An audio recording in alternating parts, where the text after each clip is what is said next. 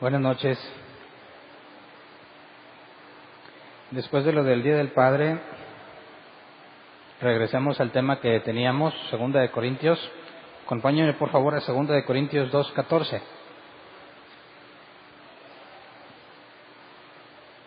2 de Corintios 2:14, Reina Valera 60, sí, esa es. Apenas les quiero decir, ponle la Reina Valera 60, pero así es. Dice: mas a Dios gracias, el cual nos lleva siempre en triunfo en Cristo Jesús, y por medio de nosotros manifiesta en todo lugar el olor de su conocimiento. El nombre del tema de hoy es Siempre en triunfo en Cristo, y de ahí lo estoy sacando, ¿verdad? Siempre en triunfo en Cristo. ¿Cómo está usted, hermano? Victorioso en el nombre de Jesús. Dios siempre nos lleva de triunfo en triunfo y victoria en victoria. ¿Has escuchado esas frases? Seguramente sí, ¿verdad? Ok. Estas frases normalmente las escuchamos aquellos que predican la doctrina del triunfalismo. El triunfalismo es los que buscan en la Escritura o en el Evangelio como la clave, la llave del éxito para triunfar en lo que haces. De manera que cuando analizamos pasajes como este, que nos dice que nos lleva siempre en triunfo en Cristo Jesús, nuestros amigos de la doctrina del triunfalismo lo utilizan como base para su doctrina. Siempre que le preguntes a un cristiano ¿cómo estás? Bendecido. Bendecido y victorioso, dicen otros.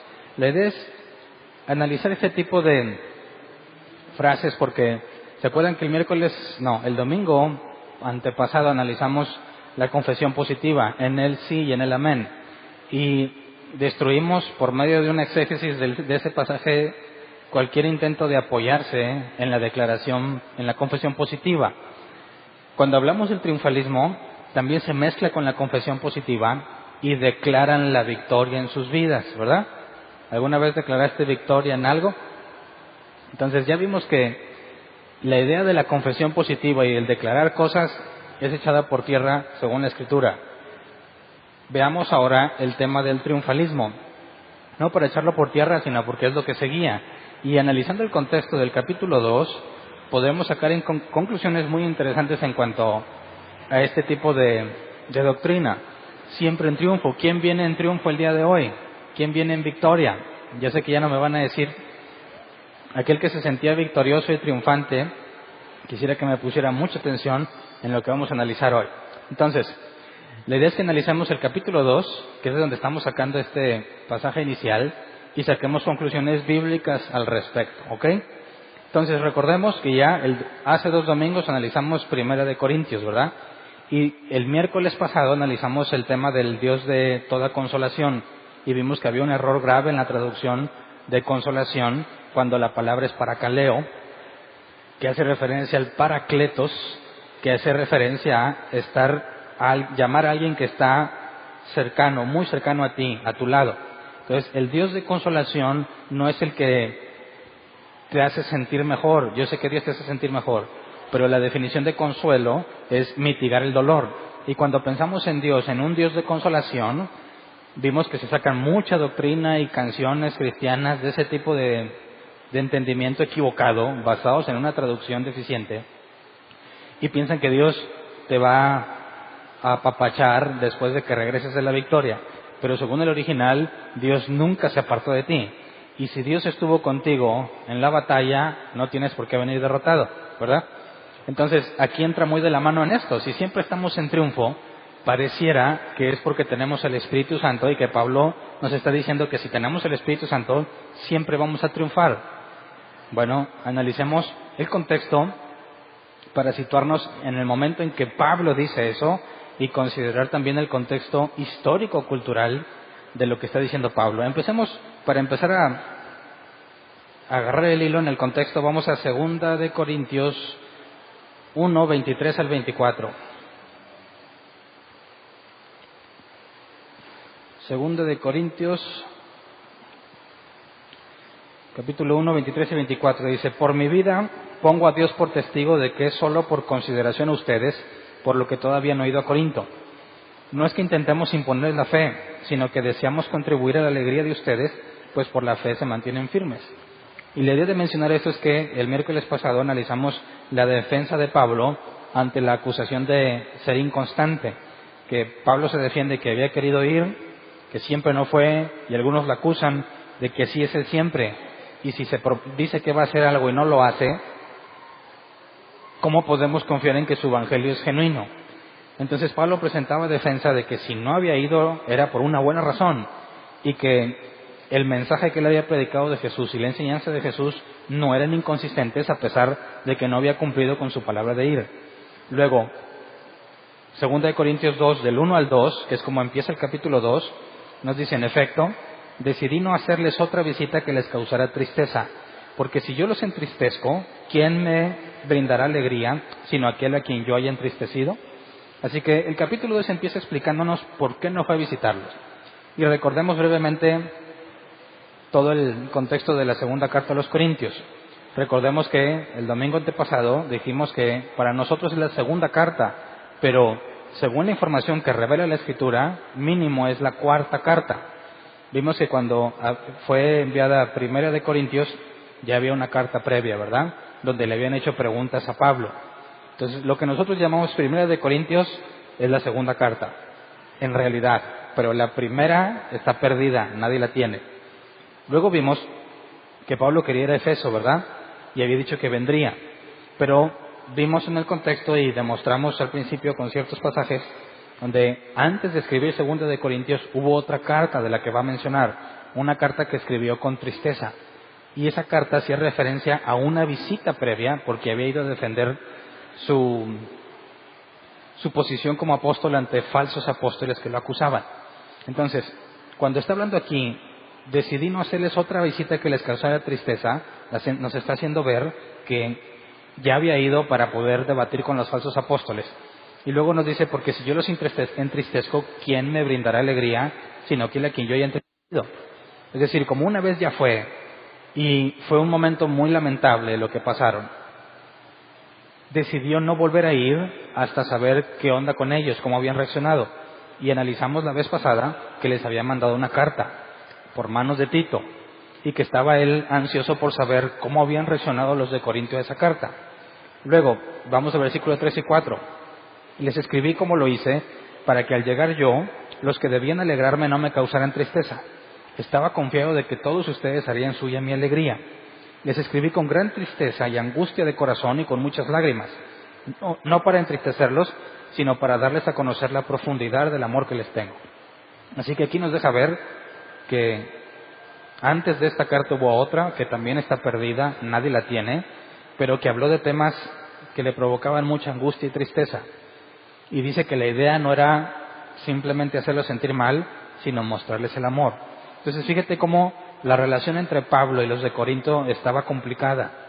Los falsos apóstoles llegaban, desacreditaban a Pablo, y los corintios creían a esa desacreditación, y Pablo tenía que defenderse. Y con la forma en que los escribió, Pablo está muy preocupado por la forma en que van a reaccionar. Luego, versículo 5 al 11, dice, si alguno ha causado tristeza, no me la ha causado solo a mí, hasta cierto punto, y lo digo por no exagerar, se la ha causado a todos ustedes. Para él es suficiente el castigo que le impuso la mayoría. Más bien, debieran perdonarlo y consolarlo para que no sea consumido por la excesiva tristeza. Pausa. ¿Se acuerdan que vimos en 1 de Corintios que Pablo pedía que expulsaran al inmoral que estaba entre ellos? Y que usábamos esto como una referencia probable a la restauración de ese individuo. Se le había aplicado disciplina, había sido entregado a Satanás, y habíamos analizado que entregarlo a Satanás era expulsarlo, y lo mostramos bíblicamente. Así que había sido expulsado. Esto parece indicar una de las posibilidades, porque hay dos.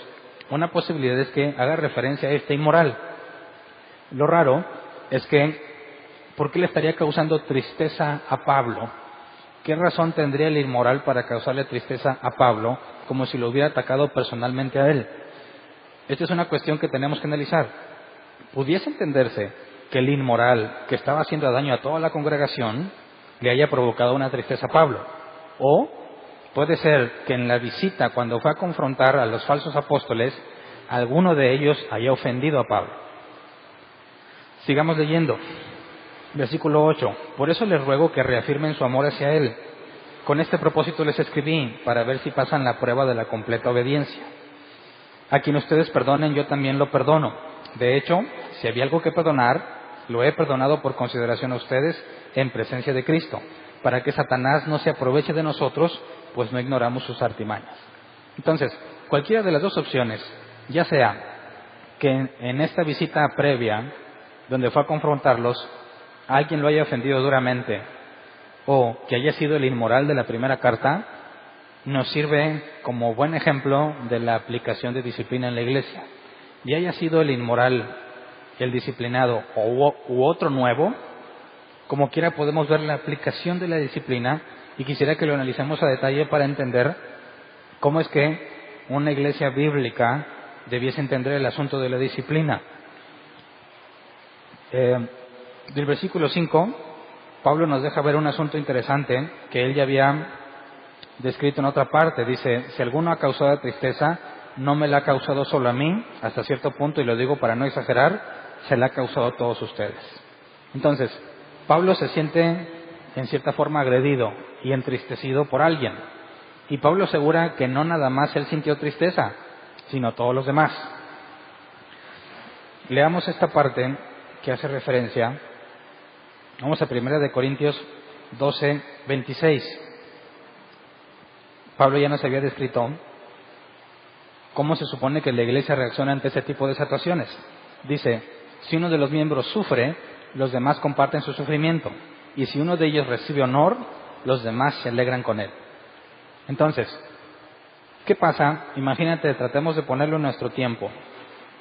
Alguien que no tenemos, alguien como el apóstol Pablo, alguien que haya venido a nuestra ciudad y trajera el Evangelio. Y fue el primero que vino a nuestra ciudad. Y por medio de él aprendimos de Dios. Se va, vienen otros que lo desacreditan y todos les creemos. Luego viene y se defiende. Pero hay uno entre nosotros que particularmente ofende a Pablo. ¿Cómo te sentirías tú? Tienes dos opciones. Dices, pues esa no es mi bronca, que se arreglen Pablo y él. O si entiendes el concepto de la iglesia y de que somos un cuerpo, cualquier cosa que te pase en el cuerpo se siente en todo el cuerpo, ¿verdad? Es decir, no te puedes raspar una mano y al cerebro le vale o al resto del cuerpo le vale y no se da por enterado.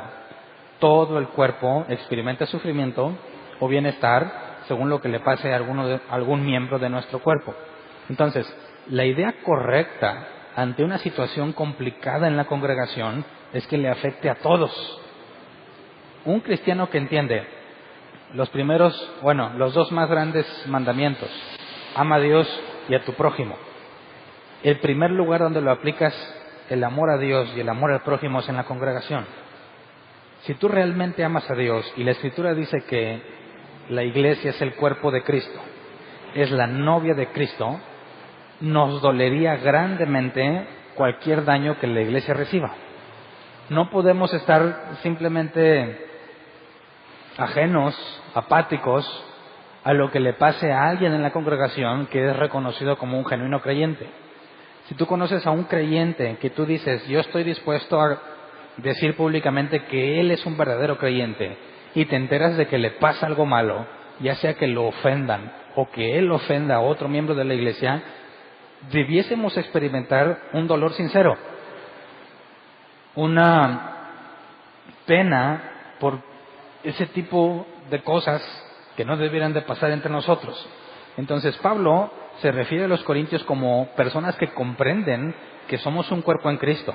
Y Pablo dice, cuando me ofenden a mí, cuando me hacen entristecer a mí, dice, yo sé que también a ustedes. De manera que es del interés de todos que nos llevemos bien unos con otros.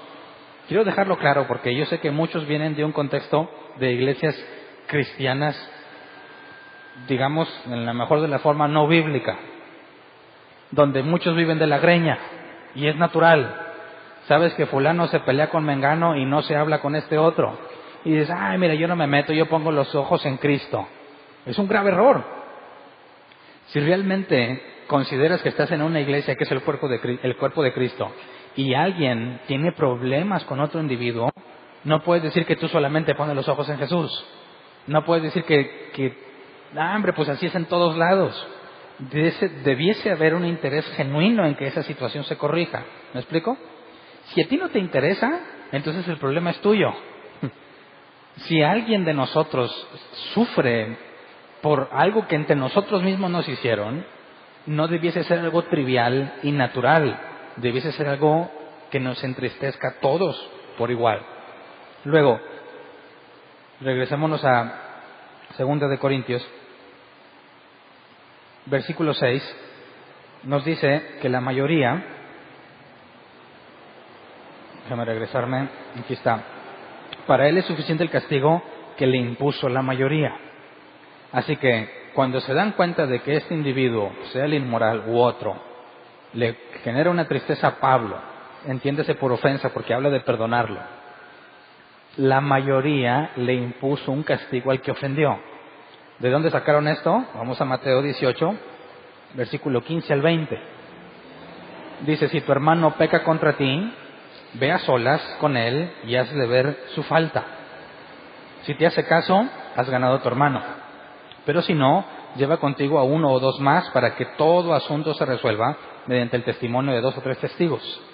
Si se niega a hacerle caso a ellos, díselo a la iglesia. Y si incluso a la iglesia no le hace caso, trátalo como si fuera un incrédulo o un renegado. De manera que ese es el punto máximo, ¿verdad? Cuando alguien peca contra ti, no necesariamente que te ofendió a ti. Cuando peca contra ti y tú eres el cuerpo de Cristo, entonces se generaliza. Cuando alguien de nosotros peca contra cualquier miembro de la iglesia, tiene que ser confrontado. ¿Me explico? No que tú hayas pecado y tú vayas a arreglarlo. Cuando tú ves que alguien peca, lo confrontas. Yo sé que en nuestra cultura es muy mal vista la confrontación, ¿verdad?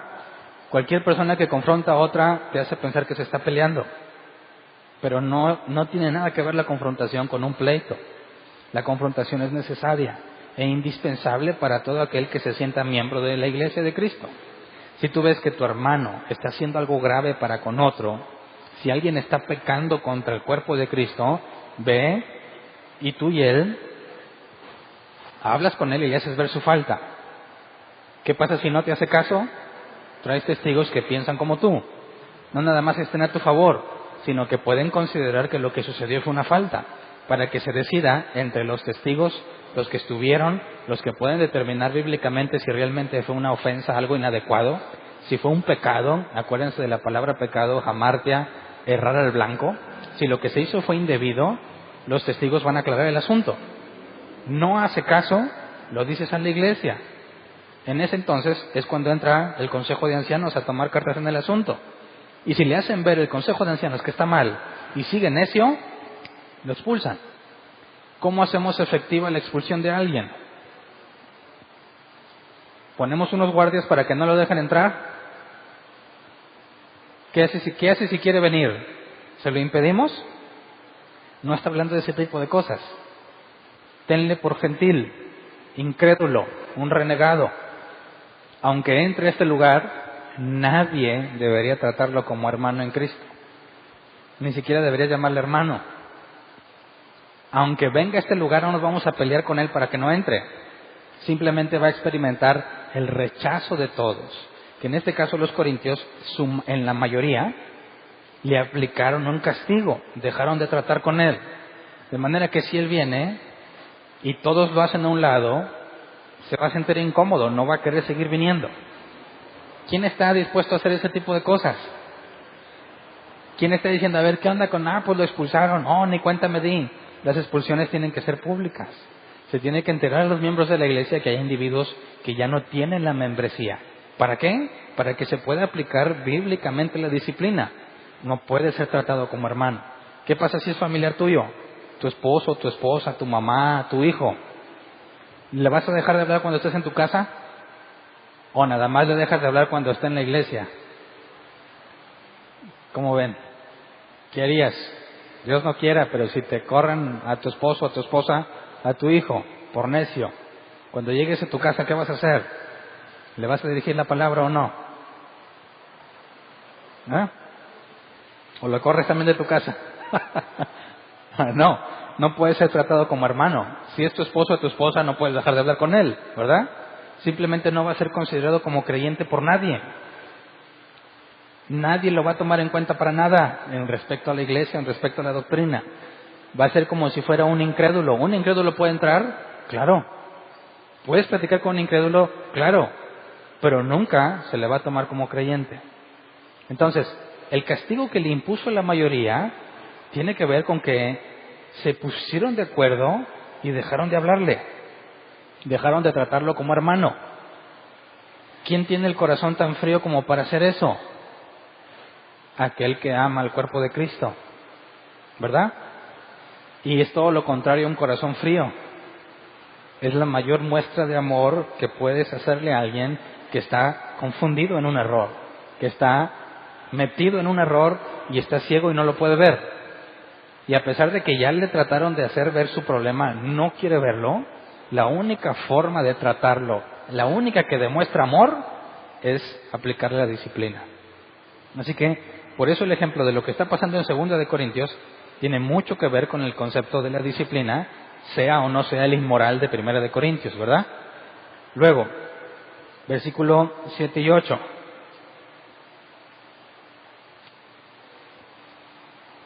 Más bien debieran perdonarlo y consolarlo para que no sea consumido por la excesiva tristeza. Por eso les ruego que reafirmen su amor hacia él. Así que, una vez que están viendo que está muy triste y que tiene mucha tristeza, no poquito triste, ¿verdad? No se ha consumido de excesiva tristeza. Cuando ya dio unas muestras y señales claras de que hay un arrepentimiento, de que está triste porque ya no es considerado miembro de la iglesia, entonces debe ser perdonado.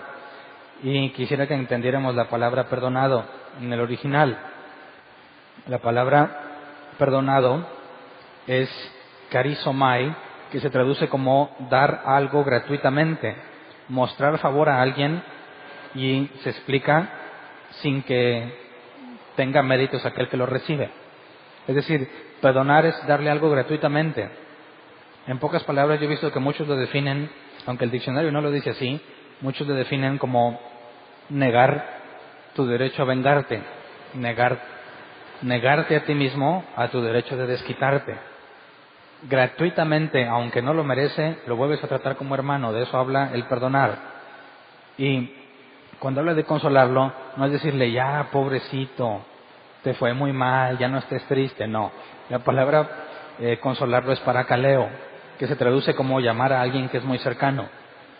Entonces, cuando una persona es restaurada porque tiene síntomas evidentes de que está triste por lo que hizo, de que hay un arrepentimiento, entonces nos acercamos otra vez, somos cercanos a él de nuevo, y a eso se refiere el consolarlo. Lo volvemos a tomar como parte del grupo, lo volvemos a invitar a donde vayamos, lo volvemos a considerar como miembro de la iglesia.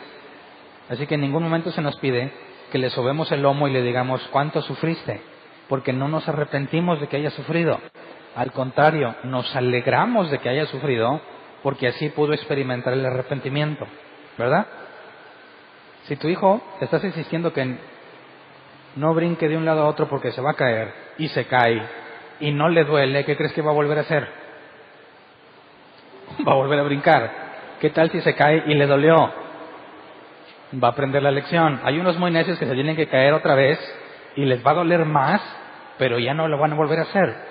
Así que el sufrimiento que experimenten mientras están en disciplina, no nos arrepentimos de eso, no nos sentimos mal por eso.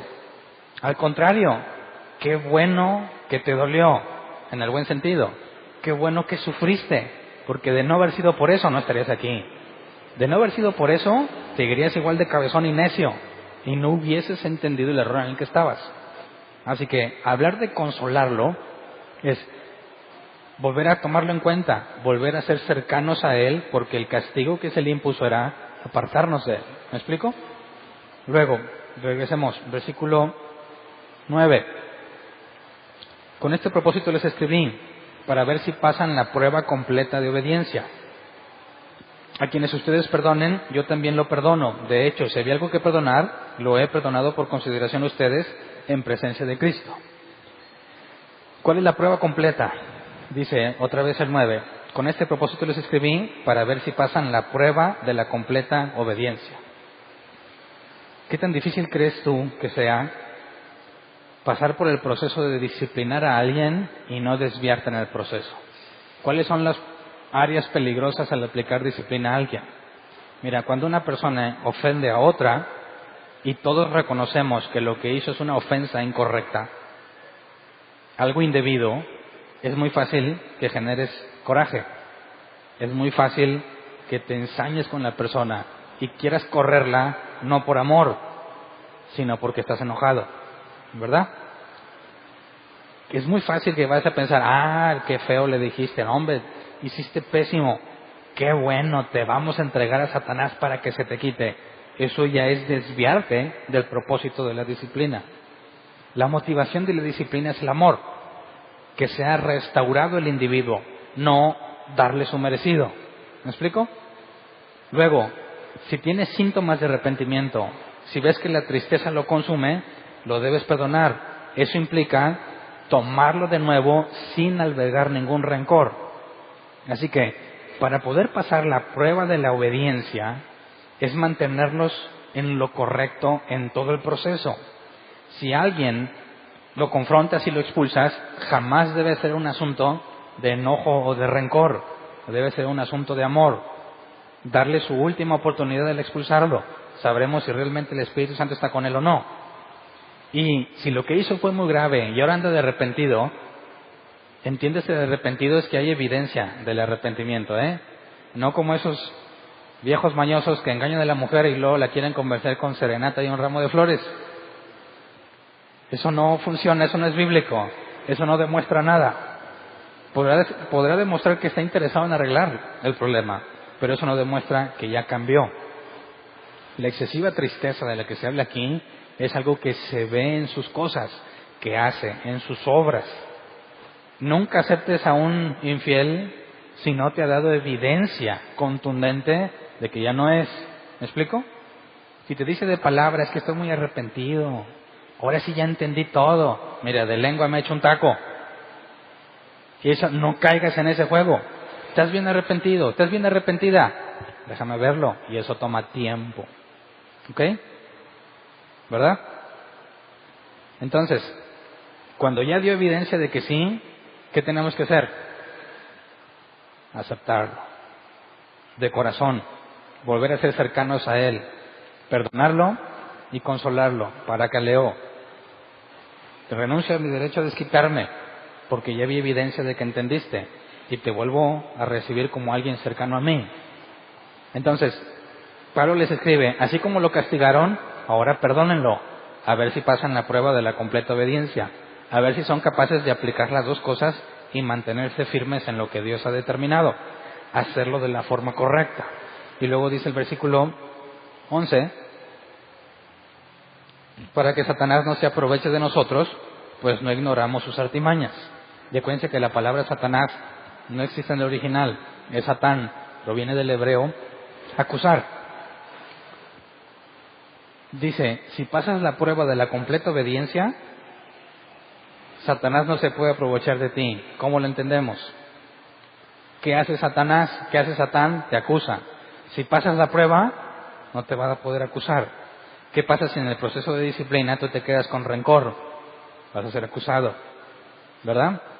Y como los apóstoles, Jesús les dijo, se han pedido para zarandearlos como a trigo. Así que te metes en problemas cuando no haces las cosas como debieras. Entonces, si expulsamos a alguien, tenemos que asegurarnos de hacerlo de la forma correcta. Si restauramos a alguien, tenemos que asegurarnos de estar nosotros bien y de la forma correcta. De esa manera, no vamos a poder ser acusados por Satanás. Quisiera que quedara claro eso, porque hay algunos que piensan que Satanás está en un lugar escondido y de repente los va a atacar. Anda como león rugiente, ¿verdad? Sí, buscando a quien devorar. Sí, eso no significa que tú vas a andar por la calle y de repente te salta y te pesca descuidado. Porque también la Escritura dice que el ángel de Jehová acampa alrededor de los que lo temen y los defiende. Así que para que el león te pueda hacer algo, necesitas andar sin protección. Y no es cobertura, porque de ahí sacan un montón de cosas. ¿Tendrías tú que ser expuesto por Dios como Jesús le dijo a los apóstoles? Los han pedido para zarandearlos y ya se le dio permiso. Entonces el león va a venir a atacarte porque Dios dijo, ahí está, tiene un plan Dios con eso. ¿Me explico? Pero si tú haces las cosas de manera correcta, no tienes por qué preocuparte de que Satanás se quiera aprovechar de ti. ¿Sí me explico? Si no, lean el libro de Job. Nada de lo que le pasó a Job fue improvisto. Quizás imprevisto para Job, pero Dios fue quien lo autorizó. Dios es el que tiene el control. Entonces, aquí es donde, fíjate cómo Pablo está haciendo mucho énfasis en cosas tristes, ¿verdad? En cómo hacer las cosas correctas. Sigamos en versículos 2 y 13 de 2 de Corintios. 2 de Corintios 2, 12 y 13. Ahora bien, cuando llegué a Troas para predicar el Evangelio de Cristo, descubrí que el Señor me había abierto las puertas. Pausa. ¿Qué significa que le haya abierto las puertas? Porque ya hay otras doctrinas, ¿verdad? ¿Quién de aquí abrió puertas a Satanás? ¿Alguien has escuchado esta frase? ¿Quién se anda cuidando de no abrir puertas? Dice, no, yo no voy a ver una película de misterio. ¿Por qué? Porque luego abres puertas. Dices, ¿de dónde sacaste esa idea? ¿De dónde sacaste esa idea de que se abre la puerta? Porque tratemos de hacer conclusiones bíblicas. Si el ángel de Jehová acampa alrededor de los que le temen y los defiende, ¿dónde estaba esa puerta que abriste? ¿Dónde? ¿En ti? Dice, no, está en tu corazón. Ah, en mi corazón abro una puerta. ¿Estoy viendo una película de terror? No te digo que eres libre de verla. Allá tú. Todo me es lícito, pero no todo me conviene. Imagínate que alguien dice, no, aguas que abres puertas. Entonces, algo pasa extrañamente en la vida de esas personas que piensan que cuando están viendo algo, espiritualmente se abre una puerta en algún lugar de tu ser y el ángel de Jehová está completamente descuidado y un demonio canijo se mete sin que nadie lo note. Ni el cristiano se da cuenta, ni el ángel se da cuenta, ni Dios. Entonces terminas endemoniado por cosa que estuviste haciendo porque abriste puertas. Y cuando le dices, híjole, ¿cómo le hago? Yo ni sabía que se abrían las puertas. ¿Cómo le hago para cerrarlas?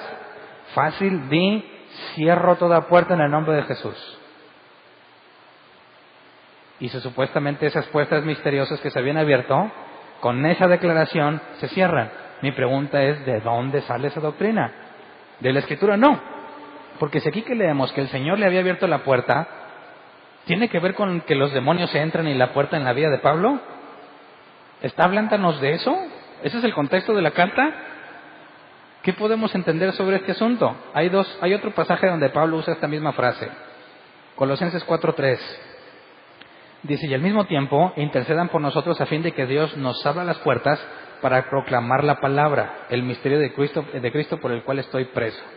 Así que, fíjate que el hecho de abrir las puertas en este pasaje no tiene nada que ver con su vida, ¿verdad? Tiene que ver con proclamar la palabra. Y luego vamos a 1 Corintios 16:9. Dice, porque se me ha presentado una gran oportunidad para un trabajo eficaz, a pesar de que hay muchos en mi contra. Y aquí el enfoque es proclamar la palabra también. Hay muchos en su contra, pero hay una oportunidad para hacerlo. Entonces, la Biblia tiene que explicar la Biblia. No hay ninguna referencia a que espiritualmente abras puertas o cierres en tu vida o en tu ser para que los demonios entren o salgan. Eso no tiene ninguna base bíblica. El efecto de abrir las puertas, según la propia Escritura, tiene que ver con una oportunidad para predicar. ¿Me explico? Cuando dice, Señor, abre las puertas para que consiga un buen trabajo, ¿qué significa? ¿Qué significará? ¿Que espiritualmente Dios modificó algo? Fíjate, cuando tú le pides a Dios que abra una puerta, ¿qué sucede en el mundo espiritual? Dios estaba en su trono y escucha mi oración. Dice, Hernán dijo, Señor, abre una puerta para que encuentre trabajo.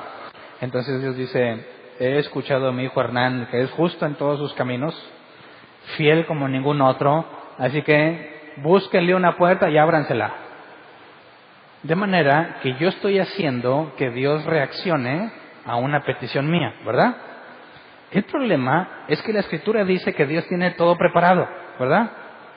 ha preparado todas las cosas, como dice el libro de los Hechos, cuando Pablo presenta su defensa, dice que Jesús murió de acuerdo a todas las cosas que Dios había preparado.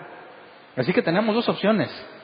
Yo le estoy pidiendo que abra una puerta, esa puerta está abierta o cerrada desde antes de la fundación del mundo, ¿verdad? Porque Dios ya lo determinó todo. O Dios está esperando a que le digas qué onda. Señor, ya que estás ahí arriba sin qué hacer, ¿no ves cómo estoy batallando? Pues ábreme la puerta, quiero trabajo. Dice, ¿sabes qué, Hernán? Cierto, te lo mereces. Y le abre la puerta.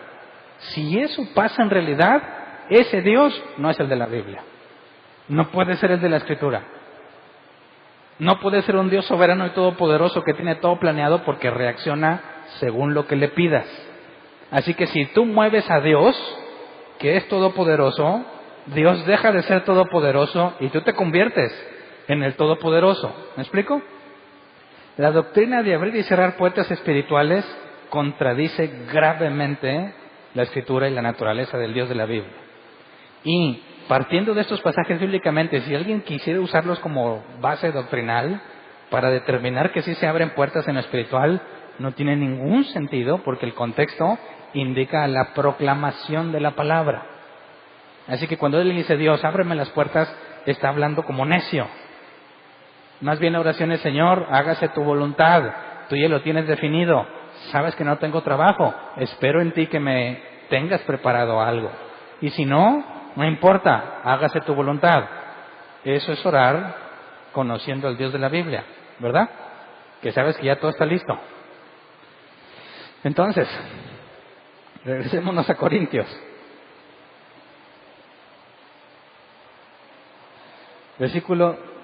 Segunda Corintios capítulo 2, versículo 2 y 13. Ahora bien, cuando llegué a Troas para predicar el Evangelio de Cristo, descubrí que el Señor me había abierto las puertas. Así que tiene que ver con proclamar una oportunidad para predicar el Evangelio, ¿ok? Aún así, me sentí intranquilo por no haber encontrado allí a mi hermano Tito, por lo cual me despedí de ellos y me fui a Macedonia. Notemos esto. Va a Troas, tiene oportunidad de predicar el Evangelio, pero no está en paz. Está intranquilo porque no encuentra a Tito. ¿Para qué quería Tito? Tito fue el que llevó la carta a los Corintios. Y Pablo estaba esperando que regresara para que le dijera cómo habían reaccionado. Entonces, Pablo se encuentra en un dilema. Él dice que, ay de mí si no predico el Evangelio, ¿verdad? Tiene la oportunidad para predicar en Troas, pero le urge saber cómo reaccionaron los corintios a su carta. Así que tiene que tomar una decisión. Dice, otra vez el versículo 13, aún así me sentí intranquilo por no haber encontrado allí a mi hermano Tito, por lo cual me despedí de ellos y me fui a Macedonia. Vamos ahora a Hechos, capítulo 20, versículos 6 al 12. Porque esto que leímos en 2 de Corintios nos explica qué fue lo que pasó con Pablo. Dice, pero nosotros zarpamos de Filipos después de la fiesta de los panes sin levadura, y a los 5 días nos reunimos con los otros en Troas, donde pasamos 7 días. El primer día de la semana nos reunimos para partir el pan. Como iba a salir al día siguiente, Pablo estuvo hablando a los creyentes y prolongó su discurso hasta la medianoche. En el cuarto del piso superior donde estaban reunidos había muchas lámparas. Un joven llamado Eutico, que estaba sentado en una ventana, comenzó a dormirse mientras Pablo alargaba su discurso. Ahí está mi base bíblica para alargar mis discursos, Cuando se quedó profundamente dormido, se cayó desde el tercer piso y lo recogieron muerto. Pablo bajó, se echó sobre el joven y lo abrazó. No se alarmen, les dijo, está vivo. Luego volvió a subir, partió el pan y comió, siguió hablando hasta el amanecer y entonces se fue. Al joven se le llevaron vivo a su casa para gran consuelo de todos. Entonces, ¿por qué razón Pablo, si ve que se le cae uno de dormido y se muere, Dios hace el milagro y lo resucita, entra y sigue predicando hasta el amanecer? ¿Cuál es la urgencia? Estaba intranquilo porque no había encontrado a Tito. ¿Sí? ¿Hacen el link? Llegó a Troas por primera vez a predicar el Evangelio. Estuvo un tiempo, no encontró a Tito, se tuvo que ir. Leemos qué pasó con Pablo en Troas. Llegó, se puso a hablar con los creyentes, los que habían respondido a su mensaje, y como sabe que se tiene que ir, no desperdicia ni un momento y se queda hablando toda la noche hasta que amanezca, porque tiene que irse a ver dónde está Tito y obtener respuesta. ¿Ok? Regresamos a 2 de Corintios 2:14, el pasaje central. Sin embargo, gracias a Dios que en Cristo siempre nos lleva triunfantes, y por medio de nosotros esparce en todas partes la fragancia de su conocimiento. Y este es un versículo que tiene un cambio drástico en el tema de Pablo, ¿sí o no? Recapitulemos. Pablo está hablando de la carta triste, ¿verdad? Está hablando del que disciplinaron. Está hablando de que todos experimentaron tristeza, que lo restauren. Y luego dice, llegué a Troas, estaba bien chido predicando, pero estaba intranquilo porque no encontré a Tito. Y luego dice, pero siempre estoy triunfante. Y dices, ¿de dónde salió el triunfo? ¿Por qué el cambio drástico de tema? ¿Qué fue? ¿Se perdieron pasajes, versículos previos? ¿Por qué razón de estar totalmente intranquilo, ahora dice que está triunfante en Cristo? ¿Qué le pasa? Y lo peor es que hay muchos cristianos así, ¿verdad? Están bien mal, les está yendo bien mal y siempre quieren decir que están en triunfo. Dices, ¿estás loco? ¿Qué te pasa? No, yo como que ya estoy en triunfo, hermano. ¿Cuál triunfo si te van a quitar la casa? ¿Me explico? No, Hernán, es que no tienes fe. No, esto no tiene nada que ver con fe. Tiene que ver con ser realistas. ¿Te está yendo mal? No estás en triunfo, ¿verdad? Por eso le llaman el triunfalismo. Quieren sentirse ganadores en cualquier situación. Cuando la Escritura en ningún momento te da una base para que digas, no, yo siempre estoy triunfando. No es cierto, te engañas a ti mismo. Entonces, ¿de qué habla este pasaje? Fíjate, sin embargo, gracias a Dios que en Cristo siempre nos lleva triunfantes. Pablo está diciendo aquí, según la NBI, que él está triunfante siempre en Cristo, ¿verdad? Vamos a la Reina Valera 60, que es la que leímos inicialmente. Mas a Dios gracias, el cual nos lleva siempre en triunfo en Cristo Jesús. Así que la Reina Valera 60 también parece indicar que el triunfante es Pablo, ¿verdad? Traducción lenguaje actual. Doy gracias a Dios porque nos hace participar del triunfo de Cristo. ¿Y aquí quién es el triunfante? Cristo. Ya no es Pablo, ¿verdad? Entonces, tenemos 2 contra 1. Reina Valera 60 y la NBI indican que Pablo es el triunfante. Y luego, como habla en plural, pues ahí se meten los cristianos también, ¿verdad? No, pues a mí también. Y la TLA dice que no es el triunfo ni de nosotros ni de Pablo, sino de Cristo. ¿A quién le hacemos caso? Vamos al original. En esta situación en particular, la Reina Valera 60 lo traduce literal. Así lo dice, nos lleva en triunfo. Pero eso implicaría que entonces, ¿tienen razón los de la doctrina del triunfalismo? Que realmente Pablo, a pesar de que estaba bien intranquilo y todo el problema con la iglesia en Corinto, ¿está en triunfo? No. Vamos al original. ¿Qué significa nos lleva en triunfo? Porque nos lleva en triunfo es una sola palabra en griego. Una sola palabra, que es triaumbeuo. Triaumbeuo, que se traduce llevar alrededor, hacer un espectáculo de. Necesitamos ahora irnos. ¿Por qué le dicen triunfo? O sea, ¿por qué lo traducen como triunfo si el original es llevar alrededor o hacer espectáculo de? ¿Qué tiene que ver eso con triunfar? El contexto histórico. Cuando salían a la guerra los romanos o cualquier otro ejército y habían ganado, ¿qué pasaba cuando regresaban? ¿Qué pasa si los Tigres o los Rayados ganan la copa en otra parte y regresan aquí a la ciudad? ¿No hacen un desfile? Bueno, en estos tiempos, los romanos, principalmente el imperio que gobernaba todos esos lugares, cuando vencían a otra nación, llegaba el rey victorioso o el comandante a cargo de la batalla. Era un desfile por recibir la victoria, pero siempre traían a un montón de cautivos. Gente que no mataron allá y los traen presos. Y se hace un espectáculo de ellos, porque ellos son la evidencia de que la nación fue derrotada. Así que cuando dice llevar alrededor, hacer un espectáculo de, tendríamos que preguntarnos, ¿de quién está hablando esta palabra? ¿Del rey o general que entra triunfante o de los esclavos cautivos? ¿Quiénes son llevados alrededor? ¿De quién se hace el espectáculo? ¿Del rey o de los esclavos? ¿Quién crees? ¿Qué crees? Cuando dice que nos lleva en triunfo, somos dos personajes en el desfile, ¿verdad? Uno de dos. ¿Somos el rey o somos el cautivo? Cuando Pablo dice que nos lleva en triunfo, ¿qué más dice la Reina Valera 60? Nos lleva a triunfo en Cristo, ¿verdad? Así que en ese desfile, ¿quién viene también? Cristo, ¿verdad? Nos lleva en el espectáculo, nos lleva haciendo espectáculo de Cristo, en Cristo Jesús. Así que tenemos dos opciones. Si yo soy el rey en ese desfile, ¿qué está haciendo Jesús ahí? ¿Habrá dos reyes? Nosotros venimos triunfantes porque ganamos. ¿Y Jesús qué?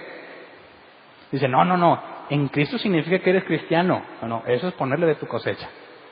Lo que el original dice, nos lleva como haciendo espectáculo con Cristo. Así que el único rey en ese desfile, ¿quién va a ser? Cristo. Entonces, ¿quiénes somos nosotros? ¿Los triunfantes o los cautivos? Que Pablo nos responda. ¿Cómo se presentaba Pablo siempre en sus cartas? ¿Como quién? Siervo de Jesús, esclavo de Cristo. ¿Qué te hace pensar que cuando dice que nos lleva en triunfo, él ya no se ve como esclavo, sino como rey? Es imposible.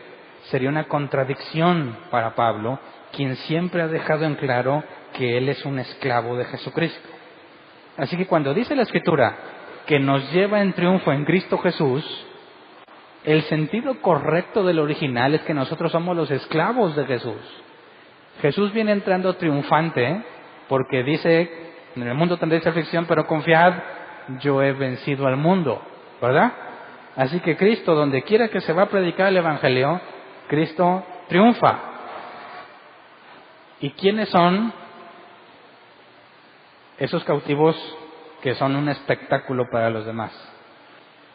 ¿Quiénes son la evidencia de que Cristo ganó? Nosotros los cautivos. Así cuando decimos que estamos siempre triunfantes, es una barbaridad. Es una barbaridad pensar que tú eres el rey en el desfile. Tú eres el esclavo, entonces ¿cuál es el mérito de aquí? Pues si yo no gané nada. No, ¿qué clase de rey es el que te tiene cautivo? Checa, ¿qué hace el rey cuando vence a una nación? Los mata a todos, pero deja a unos como evidencia de la victoria, como botín, a unos esclavos. ¿Qué somos nosotros de Jesús? Sus esclavos. ¿Eso es una buena o una mala noticia? Pues depende de qué clase de rey es, ¿no? Así que, ¿será una buena noticia que nosotros siempre vengamos como esclavos de Cristo? Claro, es la mayor felicidad que podemos experimentar. No morimos en batalla, no nos aniquiló, preservó nuestras vidas para estar a su servicio para siempre, que es lo que pasaba con los esclavos de guerra, ¿verdad? Según la Biblia, todos somos esclavos de alguien, de Dios o del diablo. Tú nunca estás en calidad de rey, tú nunca estás en calidad de autoridad. Cuando tienes autoridad es la que Jesús te encomendó y vienes como un vil representante que no tiene autoridad alguna, sino como mensajero del que tiene autoridad. Así que en eso radica el error del triunfalismo. Cuando utilizan este pasaje, ellos hacen a un lado a Jesús y se ponen como los reyes que regresan victoriosos. Y pregunto yo, ¿quiénes son los esclavos? ¿Bajo qué base dejas de ser esclavo para convertirte en rey? Cuando lo más que podemos aspirar es ser esclavos del único rey justo, del que un día nos va a decir, ya no te llamo siervo, sino amigo, ¿verdad? Del que ha prometido que un día, cuando acabe de derrotar a todo el mundo, nos pondrá en tronos juntamente con él. Así que ahorita lo mejor que te puede pasar es ser su siervo. Así que en el contexto, Pablo está hablando del problema con los corintios. Está hablando de que está todo intranquilo. No puede seguir predicando porque está intranquilo, porque no ve a Tito. Dice, pero lo bueno es que siempre camino como esclavo en el desfile de Jesús. ¿Por qué dice eso? Siempre se cumple la voluntad de Dios a pesar de todo lo que está pasando. ¿Verdad? Siempre seguimos siendo esclavos de Él. Y Él es el que gana. Él es el que hace lo que quiera con nosotros. Somos sus cautivos. A donde vayamos, nosotros somos el espectáculo. Somos el olor, dice. Nosotros, por medio de nosotros, esparce por todas partes la fragancia de su conocimiento. Aquí la palabra fragancia no viene del original. La palabra que viene del original es olor. Quisiera que la analizamos porque utiliza dos palabras para esto. La palabra olor es el griego osmé, que se traduce como olor. Puede ser agradable o desagradable. Entonces dice Dios, o dice Pablo, que nosotros somos los cautivos en el desfile de victoria de Cristo y nosotros somos los que esparcimos el olor de su conocimiento. La palabra conocimiento es el griego gnosis, que se traduce como doctrina, sabiduría o conocimiento. Entonces, ¿a qué se refiere Pablo con que nosotros esparcimos el olor de su conocimiento? Cuando entra el rey triunfante, la evidencia de su victoria somos nosotros. Gente esclava de Jesús, ¿verdad? Y luego, nosotros somos los que repartimos el olor de su doctrina o su doctrina como un olor. ¿Qué pasa cuando llevas algo que suelta mucho olor y lo pones en un lugar? ¿Qué empieza a notar toda la gente que está ahí? ¿Sabes? Huele a palomitas. ¿Verdad? Si tú quieres que todo el mundo se dé cuenta de las palomitas, ponlas en el micro, ábrelas y el olor es el trabajo. En el desfile, donde vienen los cautivos, ¿quién esparce la victoria del rey como olor? Los esclavos. Así que nosotros somos los que repartimos el olor de su doctrina. Cuando nosotros estamos como cautivos en Cristo en cualquier ciudad, nosotros somos los que enseñamos la doctrina. Luego sigue diciendo,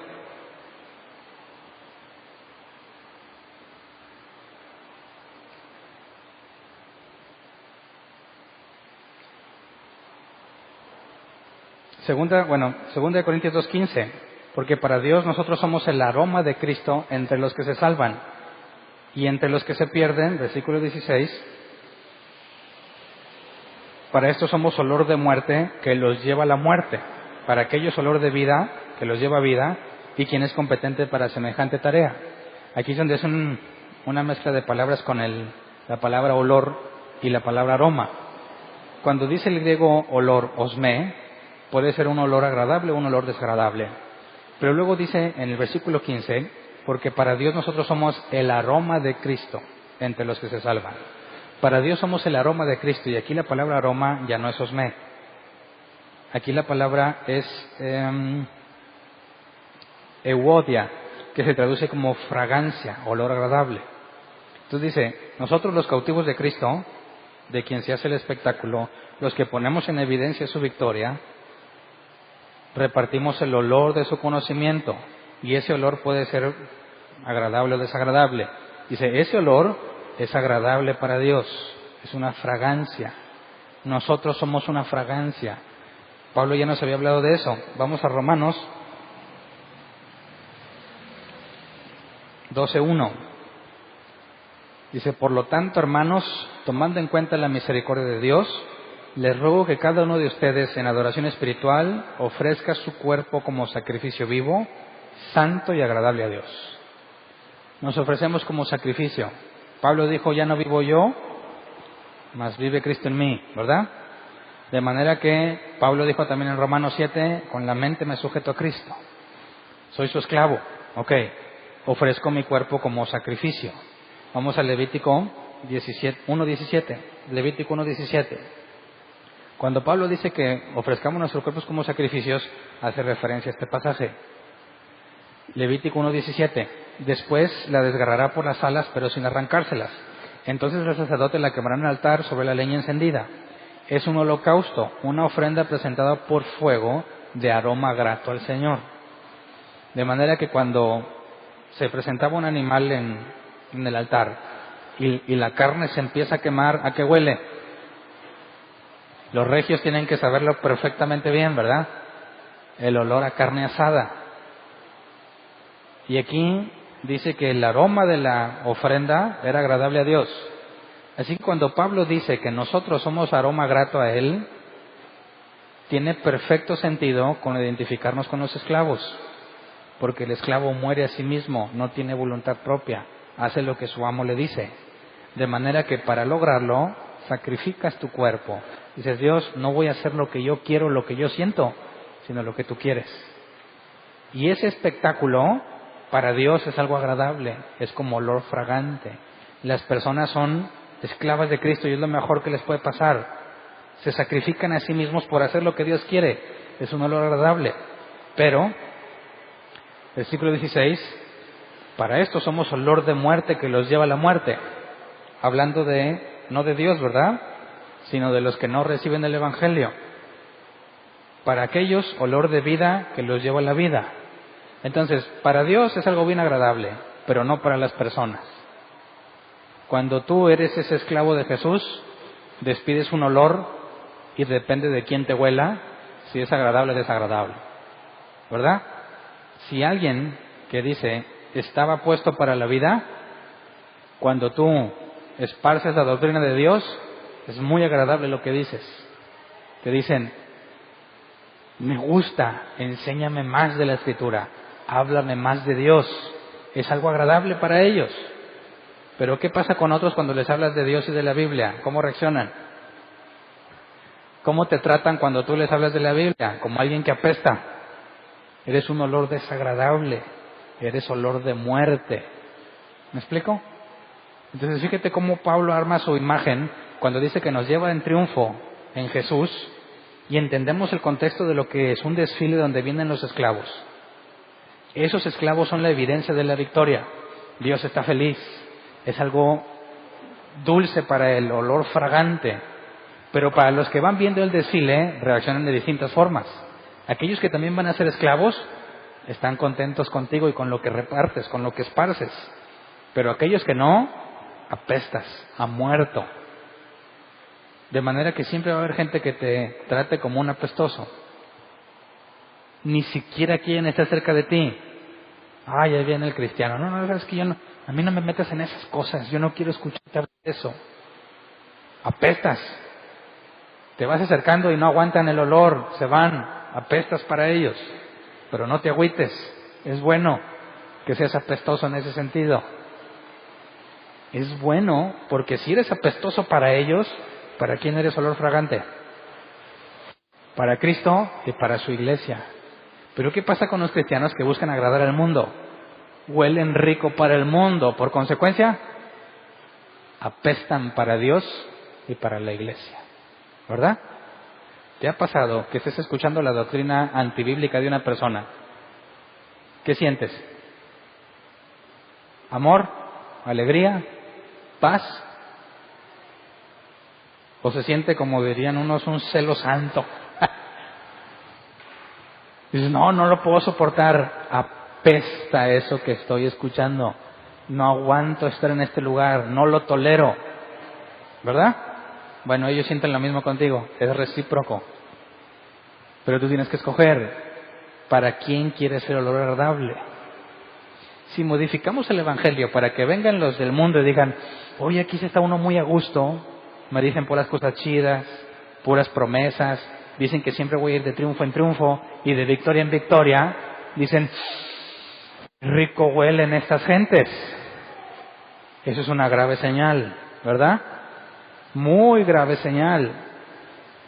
Más bien, cuando entre alguien, va a reaccionar de dos formas, es decir, no soporto a ese individuo hablando de eso. Y se va. Y otro que va a decir, excelente, quiero regresar a la próxima reunión. Así que es obligación, si estás en el camino correcto y si estás esparciendo la doctrina correcta, es necesario que seas un apestoso para aquellos que no son de la iglesia. No son de la iglesia, no me refiero a que no se congreguen ahorita, sino según la elección de Dios que Jesús enseñó y que la carta de los Romanos enseña, están puestos para vida eterna o para separación eterna. aquellos que fueron predestinados, cuando te escuchen, en el momento que son llamados, es lo más grato que van a escuchar. Aunque les digas puras cosas bien básicas. Aunque digas, no, yo no sé mucho, pero mira, pues la Biblia dice esto y lo otro. Y ellos, oh, qué interesante. Tú dices, es lo más básico, ya todo se lo sabe. No, cuéntame más. Olor fragante. Pero con los otros, por más que le digas, no, mira el original y eso, apesta. Así que no te preocupes. Cuando apestes, primero asegúrate que estás diciendo lo correcto, ¿verdad? Que estás enseñando lo correcto. Y ya si apestas, pues ya ni modo. Ya no es cosa tuya. Pero Pablo dice al final del versículo 16, ¿y quién es competente para semejante tarea? De manera que una vez más se identifica no como el triunfante, sino alguien que no tiene capacidad para cumplir. Porque fíjate qué enorme responsabilidad ha puesto Dios en ti. Tú cuando hablas de la doctrina de Cristo, prácticamente lo que tú estás diciendo va a ser usado a favor o en contra de aquellos que te escuchen en el día del juicio. Cuando yo hablo de la doctrina de Cristo a un hombre o mujer y no quiere saber nada, en el día final me va a decir, escuchaste la orden, se te quiso enseñar, se te ofreció y no quisiste, ¿verdad? Y al revés, cuando llegue el juicio para los otros, no para salvación, sino para obras, van a decir, no lo mereces, pero un día Dios te habló por medio de Hernán. Y gracias a eso, aquí estás. Así que, ¿qué clase de responsabilidad tienes en ti cuando predicas el Evangelio? ¿De vida o de muerte? Puede ser usado como bendición o como maldición. ¿Qué pasa si enseñamos que Cristo nos tiene de triunfo en triunfo y de victoria en victoria? Ignorando completamente lo que la Escritura enseña. ¿Eres olor fragante para quién? ¿Para Dios? Definitivamente no, por mentiroso, por torcer la Escritura con tal de agradar a las personas. Decir, no, ¿sabes qué? Tú no eres el triunfante, tú eres el esclavo. Se van a burlar de ti, tú eres el espectáculo. Dejas de vivir para ti mismo. Así que, ¿a quién le puede parecer agradable esa noticia? Solo aquellos que están siendo traídos por Dios, ¿verdad?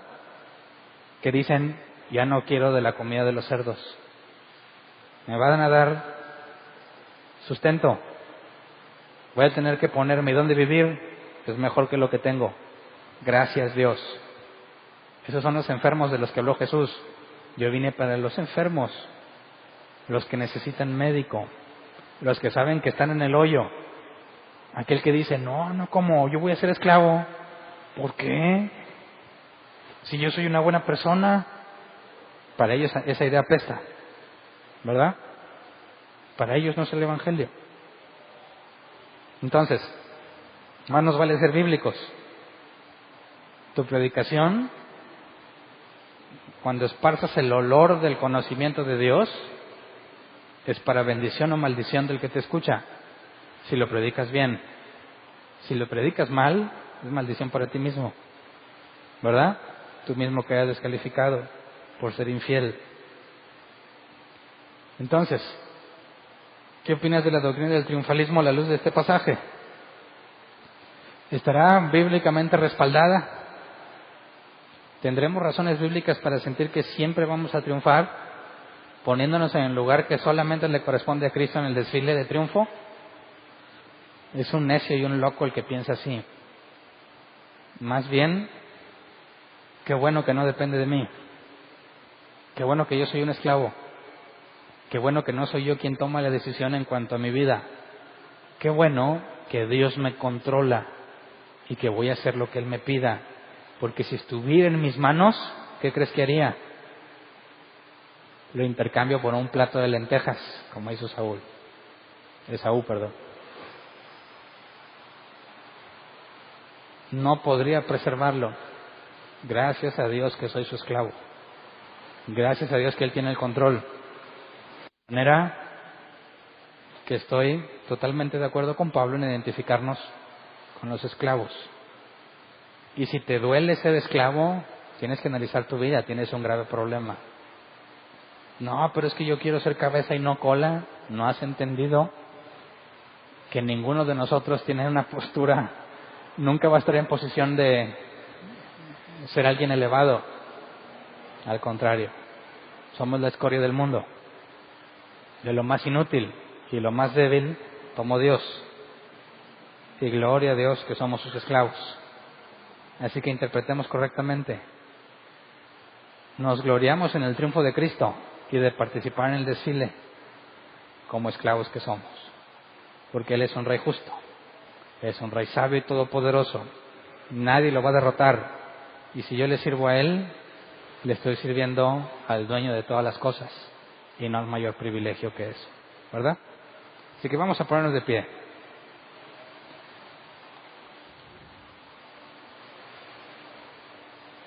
¿Cuántos se sentían victoriosos? Y ya les arruiné el día.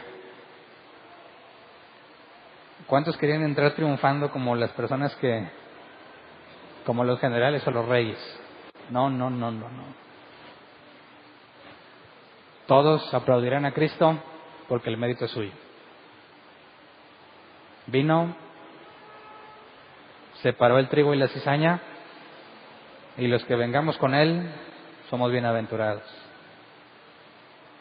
Roguemos a Dios que nunca pretendamos ser otra cosa que no sea su siervo, ¿verdad? Éramos enemigos suyos, dice la Escritura, ¿verdad? Enemigos de Dios. Pero Él nos ofreció ser contratados como esclavos. No tenemos nada. Nos dice que no nos va a faltar nada, lo que se requiere para hacer nuestro trabajo, pero decidió no eliminarnos. Es la mejor aspiración que podemos tener. Siendo enemigos suyos, debió habernos destruido, sin compasión ni misericordia, pero decidió preservarte porque así quiso. Así que puede ser que como Pablo digas, hombre, todo está bien mal, quiero hacer algo para Dios, no estoy en paz, tengo muchos problemas, aquí y allá. Pablo está preocupado por los corintios, tiene que enseñarles rápido a los de Troas, no encuentra a Tito, pero entonces recuerda, pero soy un esclavo de Él, soy un esclavo de Jesús. Y cuando Él gana, es porque Él tiene el control. Y a pesar de lo mal que esté la situación, Él es el amo y Señor, y se hace su voluntad. Así que deberíamos sentirnos bien agradecidos. Y oremos para que nunca se nos olvide. Y si tú predicaste eso del triunfo de una manera distinta a esta, pídele perdón a Dios. Enmienda tu error. Si puedes ir con la persona a la que le enseñaste que iba a estar siempre triunfante y de victoria en victoria, dile a Dios, concédeme la oportunidad de enmendar el error que cometí y decirle que me equivoqué. ¿Estarías dispuesto a corregir tu doctrina con tal de ser olor fragante a Dios, a pesar de que les apestes? Es una decisión que cada uno de nosotros debe tomar. Pidamos ser bien apestosos para los que no son de Dios, gente insoportable para ellos, pero para aquellos que Dios ha preparado, que podamos ser aroma de vida. Y que cuando hablemos, atiendan el mensaje de Cristo y podamos desfilar juntos, como ven. Vamos a orar. Señor, gracias porque no nos has aniquilado, porque con la multitud de nuestros pecados no debiésemos recibir misericordia. Tú nos perdonaste gratuitamente, nos diste algo completamente inmerecido y nos has apartado como espectáculo para demostrar que tú has vencido. Queremos ser ese espectáculo, queremos ser la evidencia de que tú tienes poder, queremos que nuestras vidas sean evidencia de que solo tú gobiernas, que a pesar de lo indecisos, inconstantes y malos que somos al hacer las cosas, siempre queda en evidencia que somos tus siervos y hacemos tu voluntad. Enséñanos a presentarnos como Pablo enseña, que nuestros cuerpos sean sacrificios, que digamos, ya no vivimos nosotros, es Cristo en nosotros, que podamos enseñar a cualquiera que nos cuestione, a cualquiera que nos pregunte, a cualquiera que observe nuestras vidas, que somos humanos igual que ellos, pero hay alguien mucho mayor a nosotros que tiene control de nosotros y nos lleva a hacer lo correcto a pesar de que no proviene de nosotros. Señor, enséñanos a caminar humildes en el desfile de tu victoria, identificarnos correctamente entre los cautivos, que en lugar de ser sacrificados, muertos a espada, decidiste tenerles misericordia y ponerlos a tu servicio. Gracias porque nos has llamado. Gracias porque nos has tolerado todo este tiempo y según tu promesa nos mantendrás firmes. Gracias porque veremos el día en que ese último desfile llegue y descenderemos contigo cuando tomes el reino y repartas, como dice la Escritura, compartas el trono con tus hijos, a quienes eran tus siervos, pero les concediste ser llamados hijos de Dios. Concédenos llegar a ese día, verlo, gozarnos y alegrarnos, porque siempre fuimos esclavos tuyos, Señor. Concédenos hablar correctamente y ser olor fragante para ti, olor de vida para aquellos que tú has elegido y olor de muerte para aquellos que te rechazan. No nos importa que nos traten como gente que apesta. Lo que nos importa es que siempre seamos agradables ante ti. Que tu Espíritu nos guíe a pesar de lo que queremos. No nos dejes tomar las decisiones que nos parezcan mejor. Concédenos el ser controlados por tu Espíritu para que nos encontremos haciendo tu voluntad. De antemano, gracias por lo que haces en nuestras vidas y por lo que confiamos que harás por medio de nosotros para esparcir el olor de tu conocimiento. Gracias, Señor. Amén.